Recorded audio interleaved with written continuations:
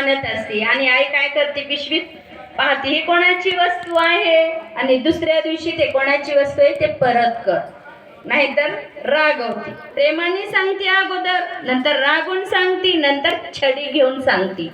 आणि सर सुद्धा शाळेमध्ये असताना प्रेमाने सांगतात, उद्या एवढं होमवर्क करून आणा बरं का.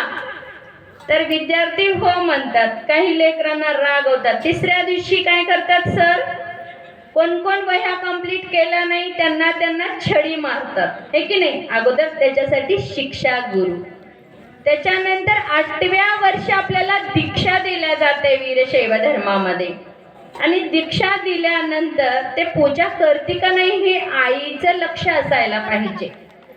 आणि त्याच्यानंतर आणि गुरु मंत्र काय देतात, शिवाय नमः किंवा ओम नमः शिवाय. आणि हा मंत्र सुद्धा 3 प्रकारचा आहे. तर कोणता 3 प्रकारचा आहे, तर वाचिक जप आणि उपांशु जप आणि मानसिक जप, ही 3 प्रकारचे जप आहेत.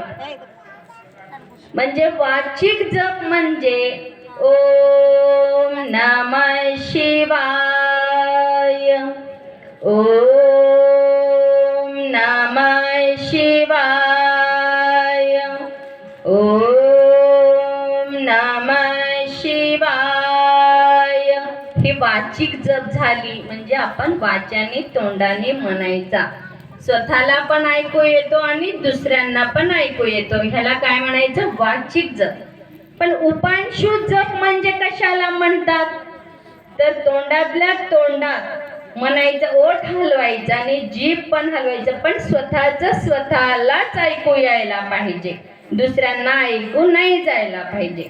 तर तिसरी जप कोणती आहे, तर मनातल्या मनातच जीभ हलवायची.